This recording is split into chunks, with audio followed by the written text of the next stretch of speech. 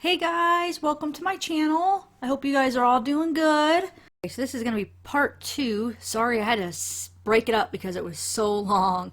I just wanted to make a comment on a couple of the things from part 1. And then I'll do a discussion video. Maybe we could discuss it on a live because I have a lot to say about this affidavit. But just a couple things to think about. First of all, where did she go for 4 hours with Gannon if it wasn't to dispose of him? Like, I always thought, that's when she did it, and then she got rid of him. So where was she going for 4 hours with him? And then why did she go to Petco and then she returns with him alive? Something just seems weird. And then also, if you look at the times, it only gives her 55 minutes to get home. So from when she gets home to when Lena gets home, it only gives her 55 minutes to kill him and clean up, which I know she sends Lena outside and then she probably finishes cleaning up. But still, it just seems too risky for her to kill him when she knows she only has less than an hour before Lena's gonna get home. Something just seems weird about this. Like, the timeline doesn't add up. And then why leave with him for 4 hours and then come back? Like, what was going on? So I imagine we'll find out a lot more at the trial. Maybe it'll make more sense. Maybe it won't make more sense because maybe we'll still have the same questions. But it just seems kind of weird that she leaves with him for 4 hours. And then, like I said, why come back and then only give yourself an hour to do it when you were just with him for 4 hours? Why wouldn't she have done it when they were away from the house in the car? It just doesn't make sense. You guys have any theories? Okay, so I just wanted to bring up a few things to think about, and then I'm going to continue on with this affidavit.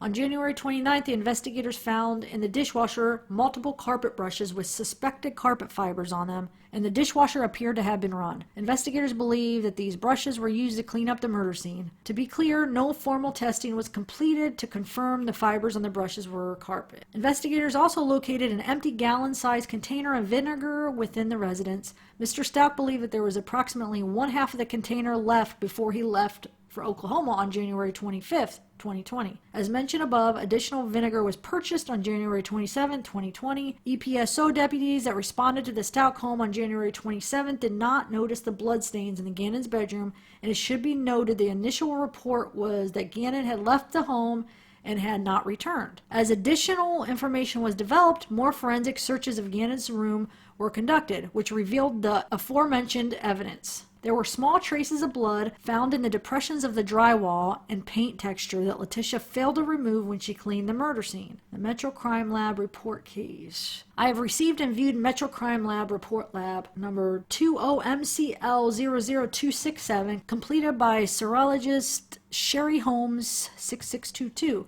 Although I have discussed results related to this DNA testing and other portions of this affidavit, the intention of this section is to provide clarity and eliminate ambiguity of which samples were submitted to the lab and which samples were or were not attributable to Gannon Stauch's DNA. Additionally, there is an unknown contributor in some of the DNA profiles that were developed. As mentioned elsewhere in this affidavit, I do not have a biology background, but I am aware that a DNA profile is very accurate. Investigators submitted swabs from Gannon Stauch's toothbrush bristles, toothbrush head, and from a tooth retainer that Mr. Stauch said belonged to Gannon. DNA buccal swabs were also taken from Gannon's biological father, mother, and from Letecia Stauch.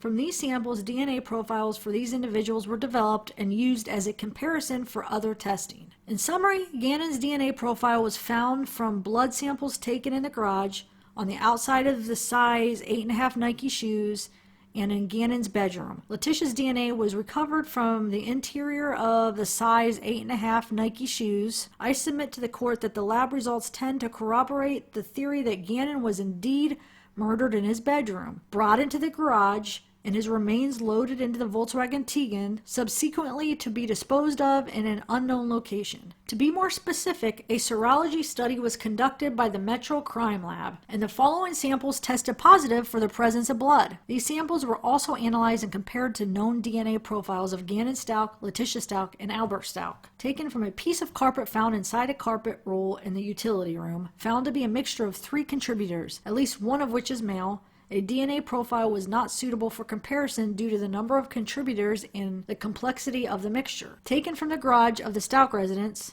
directly under where the rear hatch of the Tiguan when reversed into the garage. The DNA profile from the blood is a mixture of two contributors, one of which is male. The major profile matches Gannon Stauch. Taken from the garage of the Stauch residence directly under where the rear hatch of the Tiguan when reversed into the garage. This DNA profile from the blood matches Gannon Stauch. Taken from the carpet at the base of the garage stairs, DNA profile could not be developed, but tested presumptively positive for the presence of blood. Taken from the bloodstained carpet fibers in Gannon's bedroom, a DNA profile was obtained from the blood and matches the DNA profile of Gannon Stauch. Taken from the corner of Gannon's bedroom on the carpet pad by his bed, a DNA profile from the bloodstain matches Gannon Stauch. Taken from the electrical outlet cover in Gannon's bedroom by his bed, a DNA profile from blood stain is a mixture of two individuals, at least one of which is male. The major profile matches the DNA profile of Gannon Stauch. Taken from the electrical socket in Gannon's bedroom by his bed, a DNA profile was obtained from the blood and matches the DNA profile of Gannon Stauch. Taken from the back side of the carpet in Gannon's bedroom near his bed, a DNA profile was obtained from the blood and matches the DNA profile of Gannon Stauch. Taken from the bloodstain on the top of the foam from the carpet in Gannon's bedroom. A DNA profile was obtained from the blood and matches the DNA profile of Gannon Stauch. Taken from the trunk area of the Volkswagen Tiguan.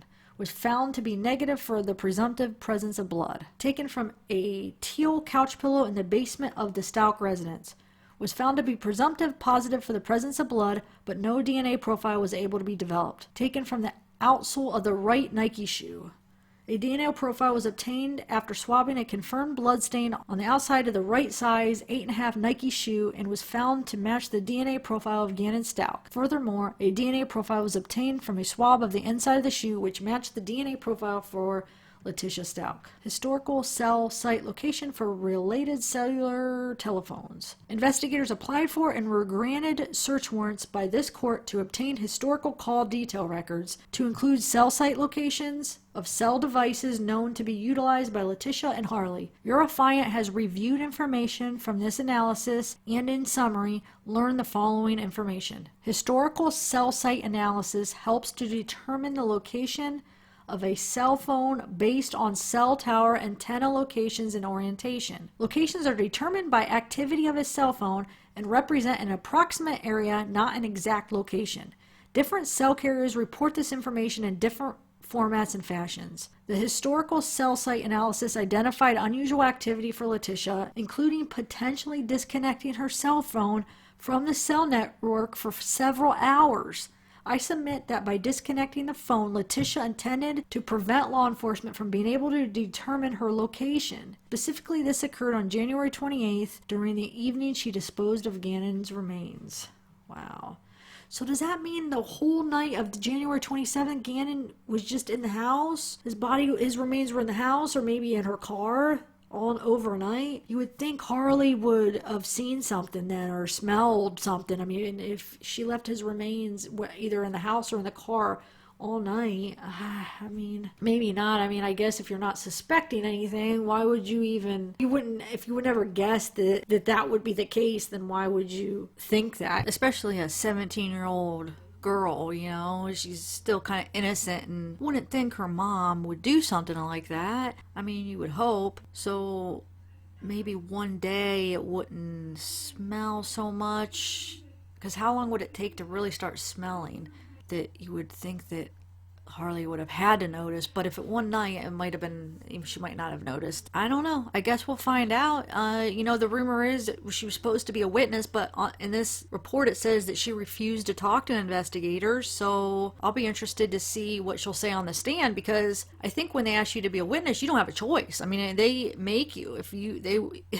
they could subpoena you to be a witness, and you have to be a witness, right? So wonder if they're doing it against her will. Like, wonder if she doesn't want to be a witness, but she has to. Do you guys know anything about that? If she's willingly doing it, or they're making her do it? I feel like that fact alone would be very telling in kind of maybe what she knows or what part she had in it. Like, I don't think she had a part in it, but as far as, was she aware of anything? Is she going to try to protect her mom? Was she's totally unaware of everything? Like I said, I don't personally think she had anything to do with it, but I'm just curious, do you think she suspected anything? And then especially after he went missing, did she suspect anything? Because did she kind of look back on that night and be like, wait a minute, something was off. She had me buy cleaning supplies and did this and that. Or was she totally oblivious to it, I wonder? Let me know what you guys think. Okay, I'm going to continue reading. The search of Leticia's cell phone.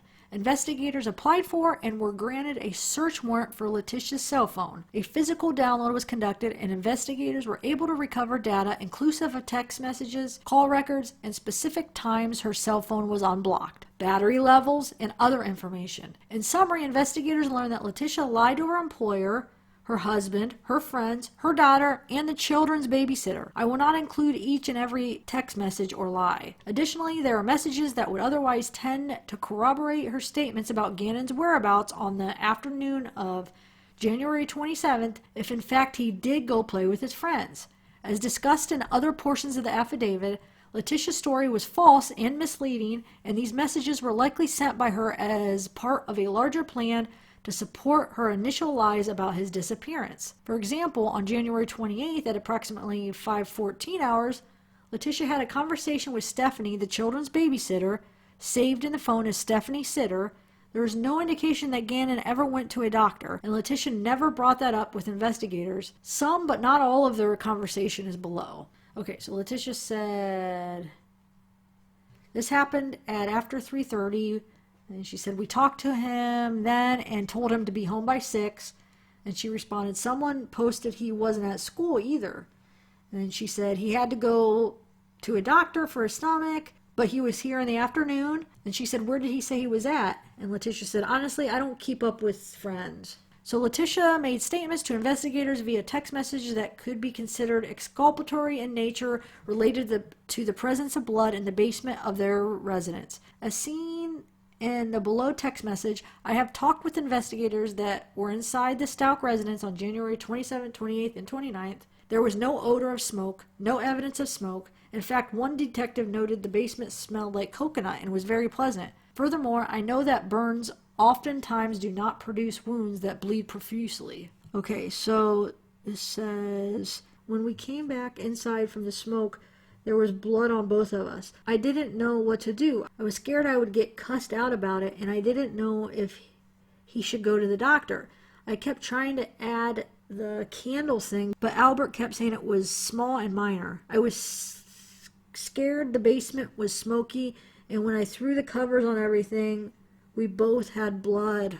And she said, you don't know how hard it is to be a stepmom. The below messages appears to contain instructions from Leticia to Harley to purchase carpet powder, baking soda, trash bags on or about January 27th at 4:52 p.m. These messages are important because investigators believe the purpose of these items was to clean up blood from the murder of Gannon. This text message was also referenced above in paragraphs 72 to 76. That's what it says. Carpet powders, 2 things, baking soda, and trash bags. Investigators also recovered limited GPS and location data from Leticia's phone. There are crucial time periods, such as the evening on January 28th, that investigators were not able to recover location history because Leticia disconnected her phone from the cell network or turned the phone off. Leticia stored several written notes within her iPhone.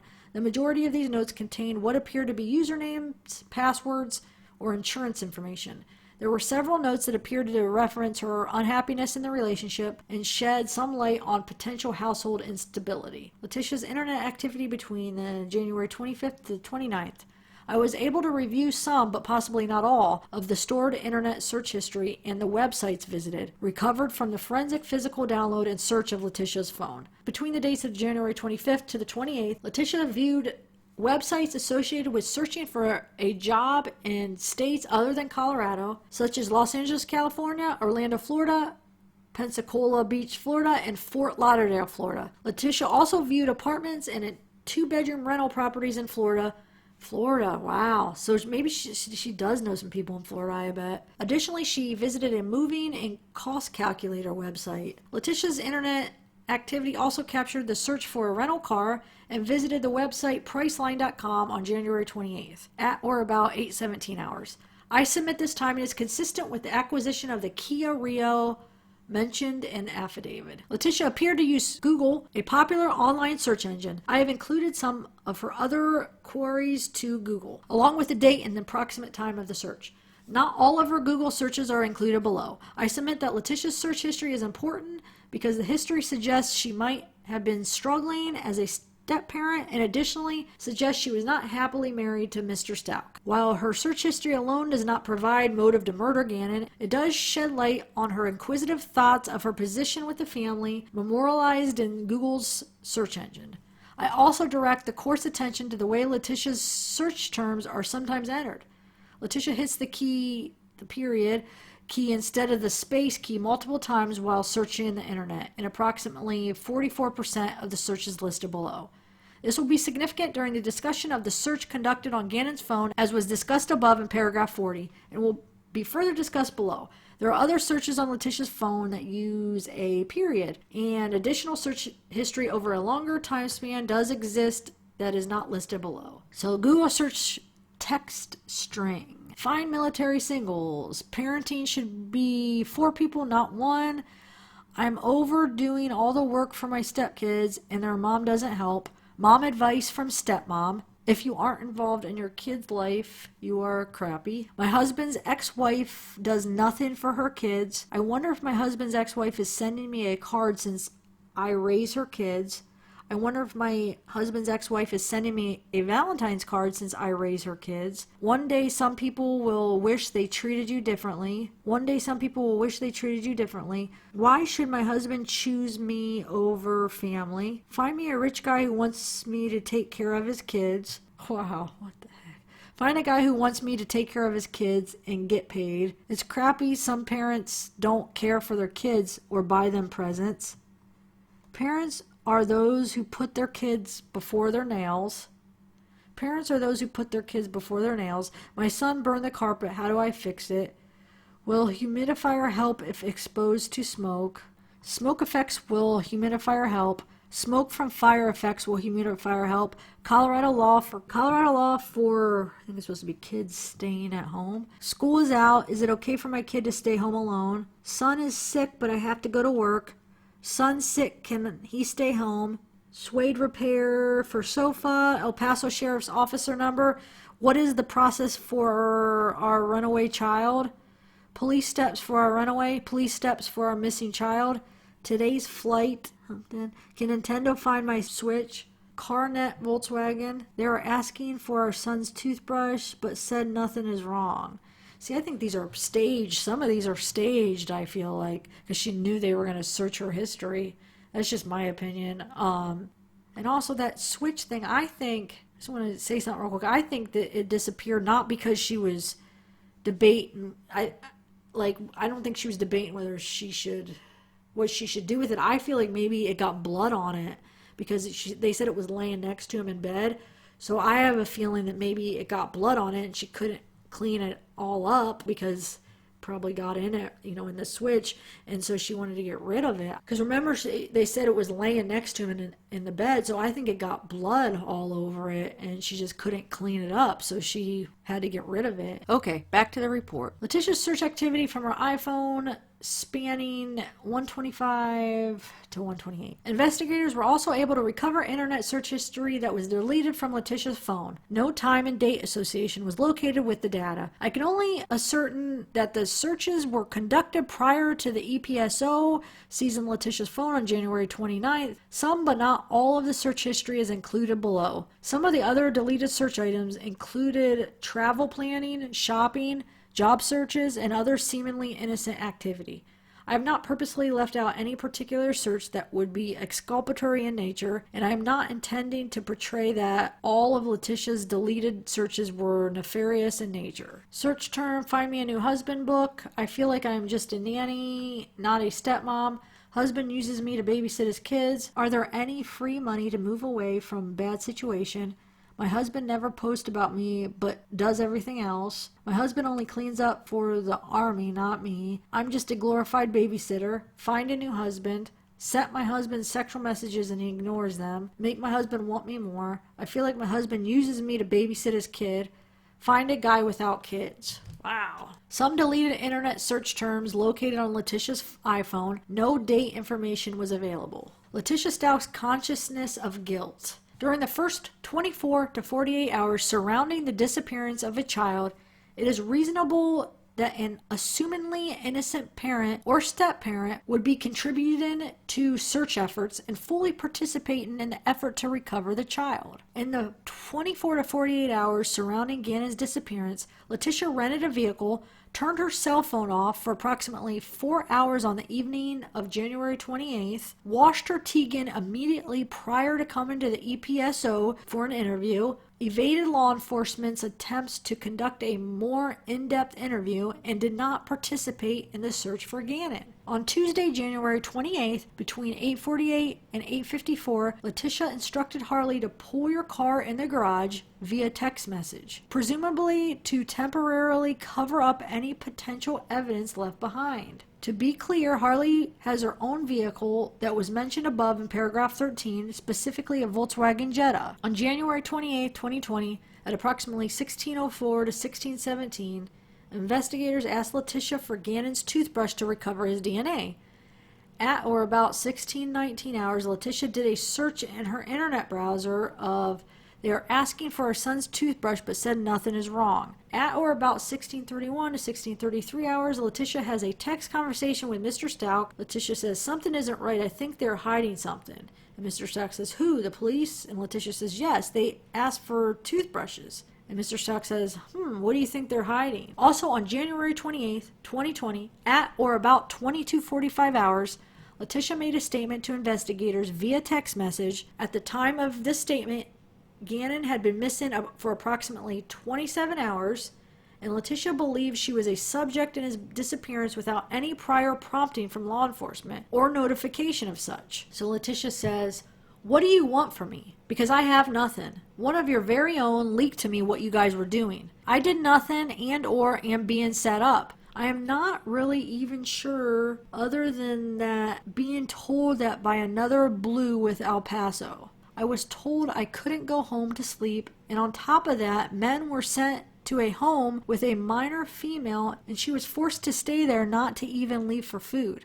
Every conversation that said, even at this moment, I could hear inside. What do you want from me?" Detective writes back, "Come in and talk to me. I would just like information to find Gannon." After EPSO investigators seized Leticia's Volkswagen Tegan on January 29th, she obtained a 2020 Nissan Altima. Investigators applied for and were granted a search warrant by this court to install a GPS tracker on the vehicle. Investigators monitored this tracking device, which provided particularly useful information on January 31st. A map with some of this data is included below. This information will be discussed below and relates to the area north of Palmer Lake and along Highway 105 South Perry Park Road in Douglas County, Colorado. In summary, investigators believe Leticia utilized the rented Nissan Altima to return to the area in which she disposed of Gannon's body. Indeed, investigators recovered a piece of particle board from this area with Gannon's blood on it. This information will be discussed below in more detail. And this is January 31st GPS tracker data in the area of North Palmer Lake, Colorado.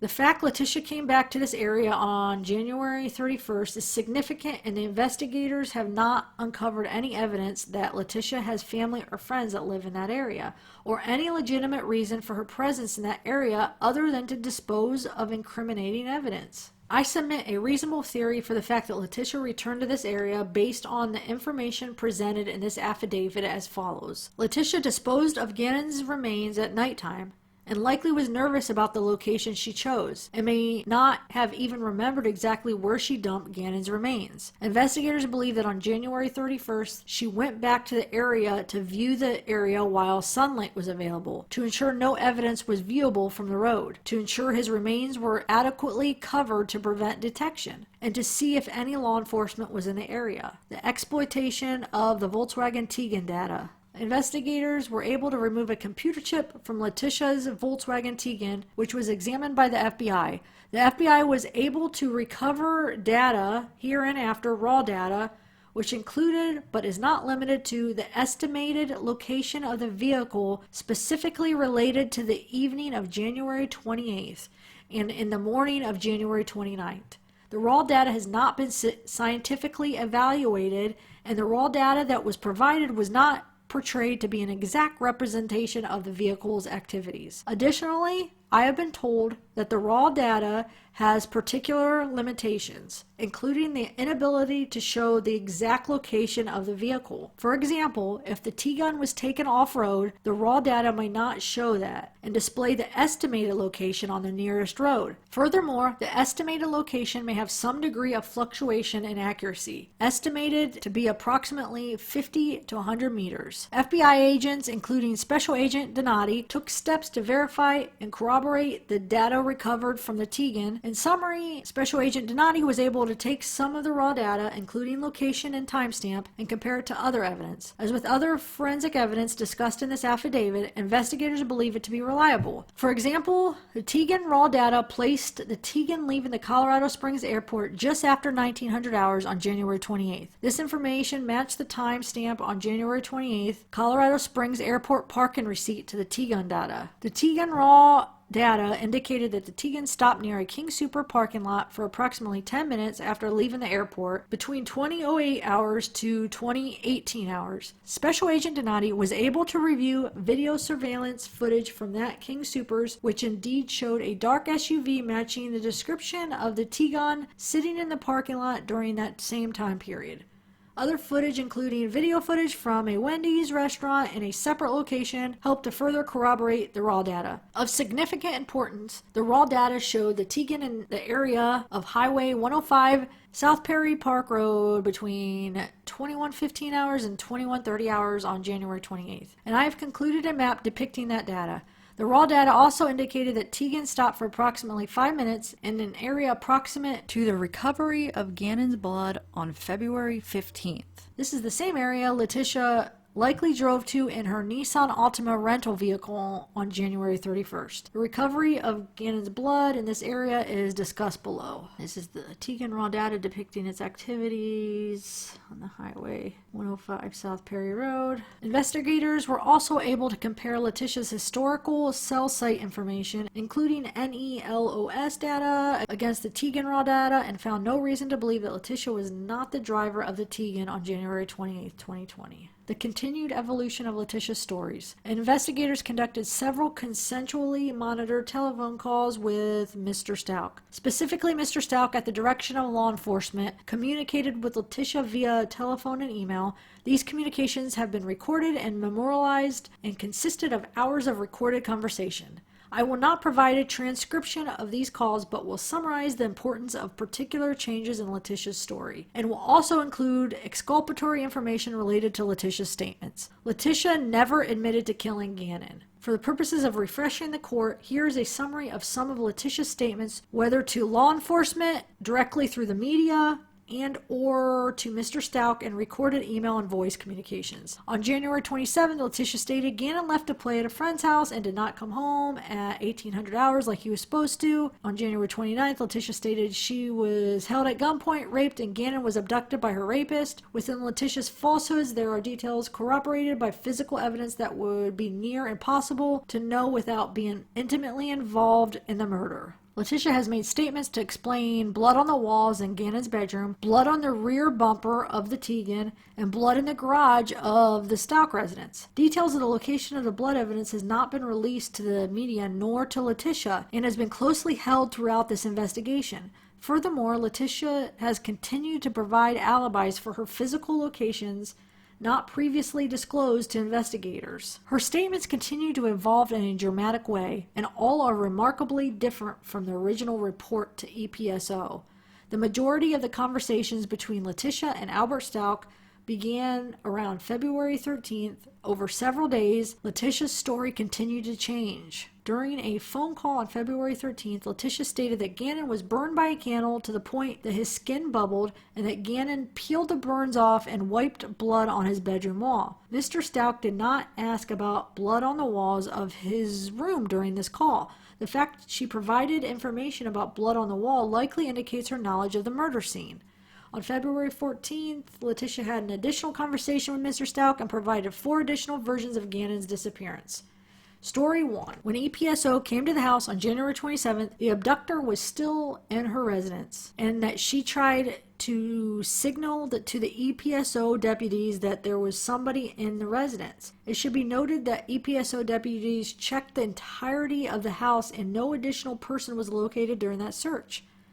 Story number 2, she was raped by Quincy Brown at her residence, and Brown abducted Gannon. She knew Brown's identity because she saw a paper and his identification card fall out of his pocket that had his name on it. Leticia sent a photograph of Quincy Brown to Mr. Stauch via text message. It is noted this photograph mirrored images online wherein Quincy Brown was listed as a most wanted suspect discussed below. Oh my gosh.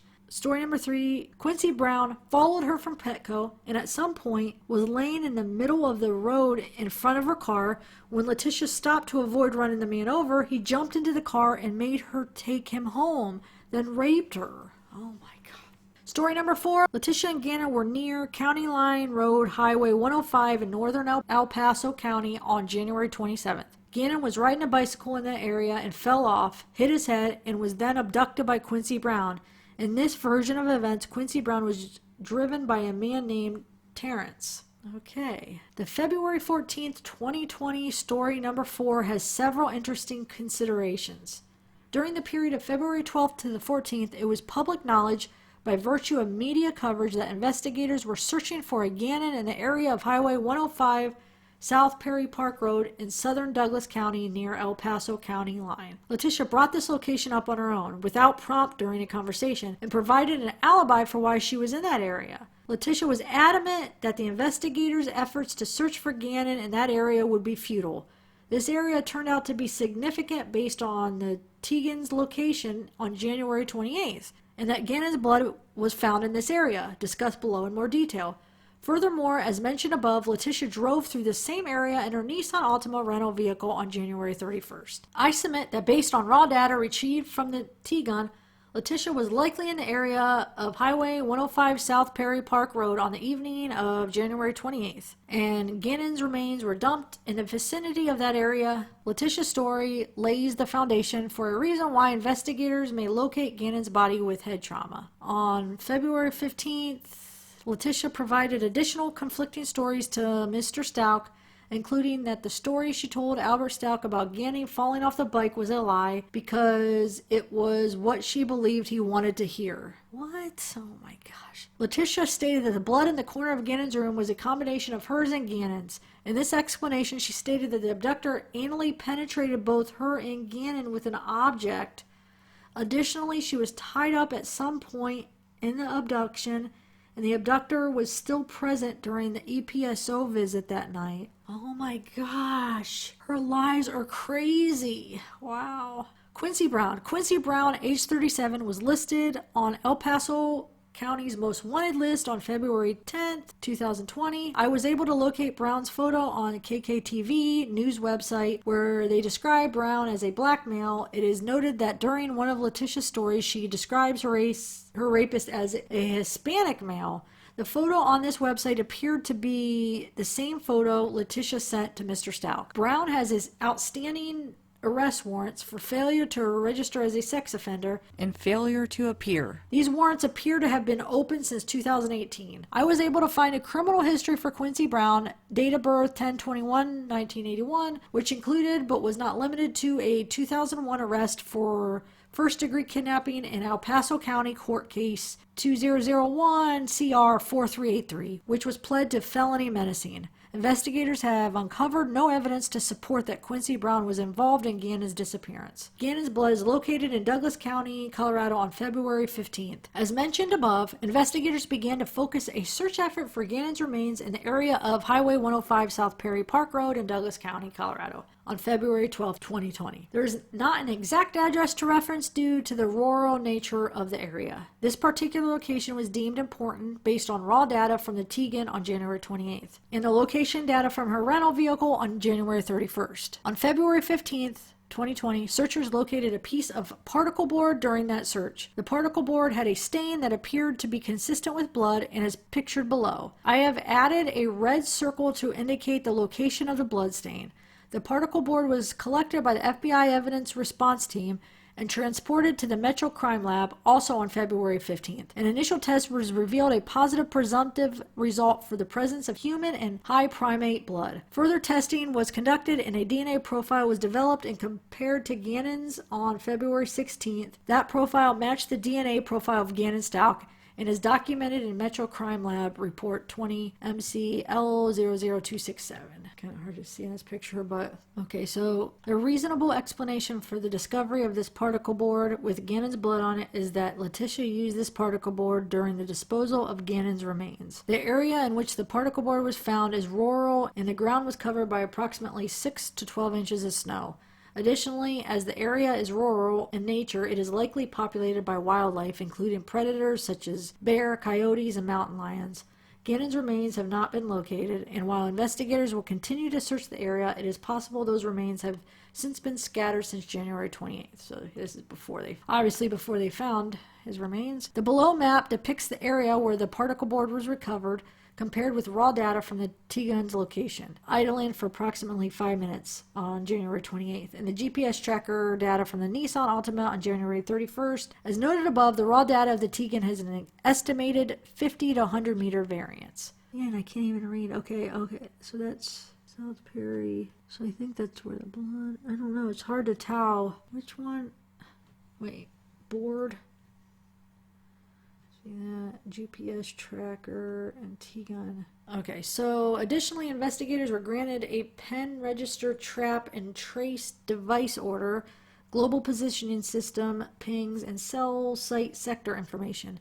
Investigators monitored Leticia's telephone and recorded hours of communication between Stauch and others. Each and every communication intercepted is not included within this affidavit. As during other portions of the investigation, Leticia continued to provide different stories to different people about Gannon's disappearance. Leticia provided false information to her sister and other family members, during which Leticia provided multiple different stories for what happened to Gannon.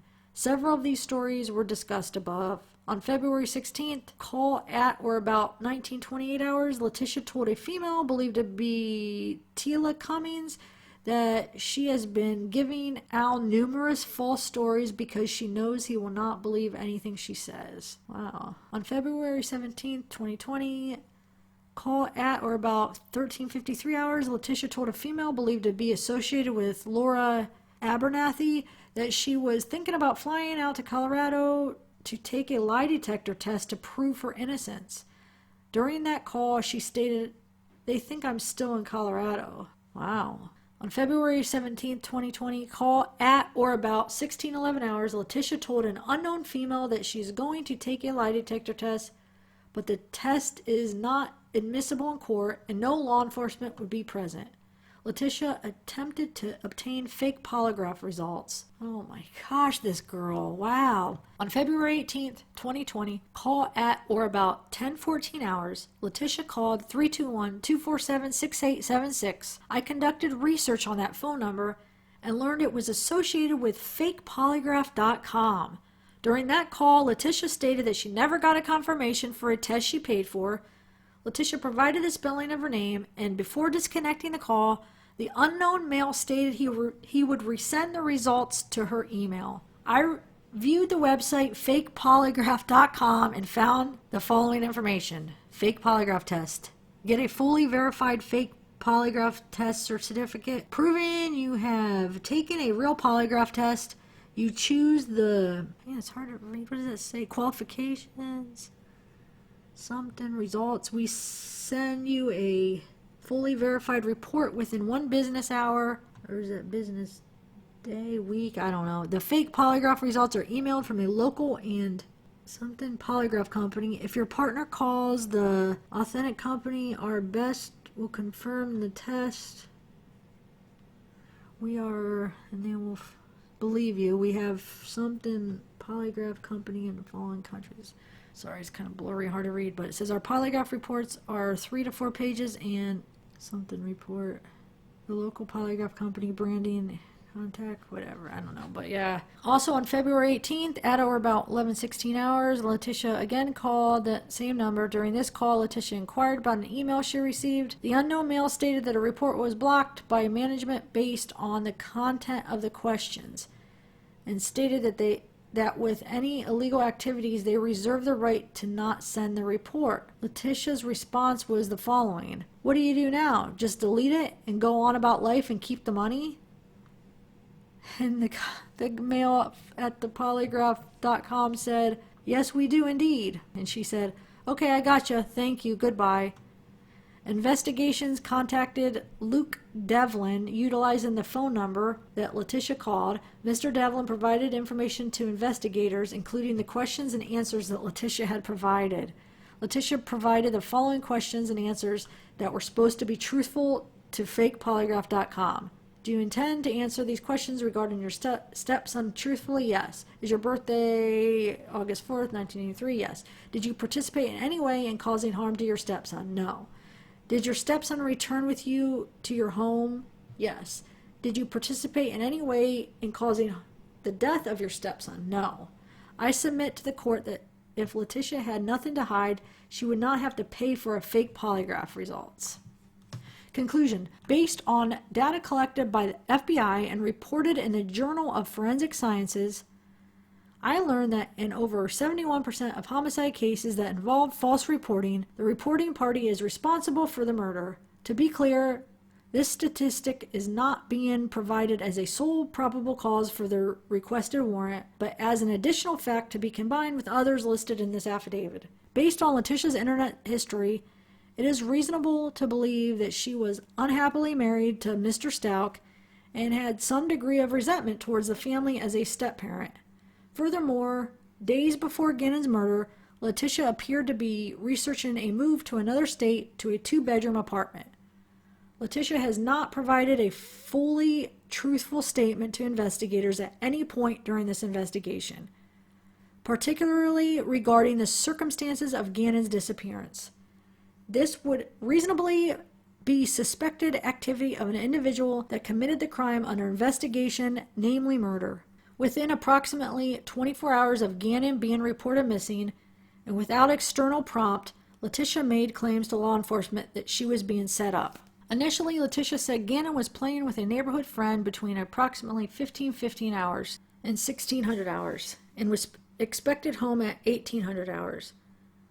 Within a few days, Leticia changed her story to label herself as a victim of rape, felony menacing with a weapon, and assault, resulting in Gannon's abduction by her rapist. Her stories continued to evolve to include a new location of Gannon's disappearance over 30 miles away, several completely different sets of circumstances, and unprompted explanations for why Gannon's blood would be found by investigators in key locations. Leticia was unable to provide a logical reason why she rented another vehicle while she still had access to the Tegan. Based on aforementioned facts, it was likely because it contained the remains of or evidence of Gannon's remains based on positive reactions to luminol and the Tegan on her bumper, indicating the likely presence of blood on the rear tailgate. A suspected blood sample from the interior of the trunk area returned a negative result for the presumptive presence of blood. Gannon's mattress has a large red stain on it and that is consistent with blood.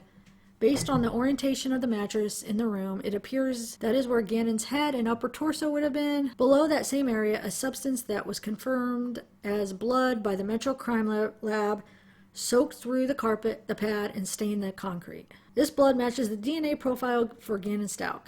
In the same area, blood samples taken from the wall, namely an electrical outlet, were also confirmed to match Gannon's DNA profile. Gannon's blood, again matched to his DNA profile, was also found on a piece of particle board in the area of Highway 105, South Perry Park Road in Douglas County, Colorado. This particular area is consistent with Leticia's travels on January 28th and January 31st, based on GPS tracker locations of her Nissan Altima rental vehicle and raw data from the Tegan. During her stories to Mr. Stauch, without prompt, Leticia provided explanation for why blood would be found on Gannon's bedroom wall. Other than Leticia being present for Gannon's murder and being present for the cleaning of the murder scene, there is no reasonable explanation for how Leticia would know there was blood on Gannon's wall, as that evidence had not been released to the media. Again, without prompt, Leticia provided an alibi for why she was in the area where the particle board was recovered. By combining cell tower data, reviewing video surveillance, and home security system logs, investigators believe, based on the evidence, that the only 3 individuals with access to Gannon on the afternoon of January 27th were Leticia, Harley, and the 8-year-old Lena. With the exception of Lena, who is not considered a suspect, it appears nobody other than Leticia was with Gannon at the Stauch residence between the hours of approximately 14:16 to 17:34 hours on January 27th, when the investigators suspect Leticia murdered Gannon. Gannon has been missing for approximately 4 weeks, and there has been national news attention on major networks related to his disappearance. Local efforts, including posters, news coverage, search teams, and social media postings, have also failed to locate Gannon. Over 200 volunteers have helped to search for Gannon, comprising thousands of man-hours in several different locations. Additionally, although the EPSO has received hundreds of tips, nobody has provided information that has led to Gannon's location. His family and friends have not heard from him, and Gannon is only 11 years old with no financial resources.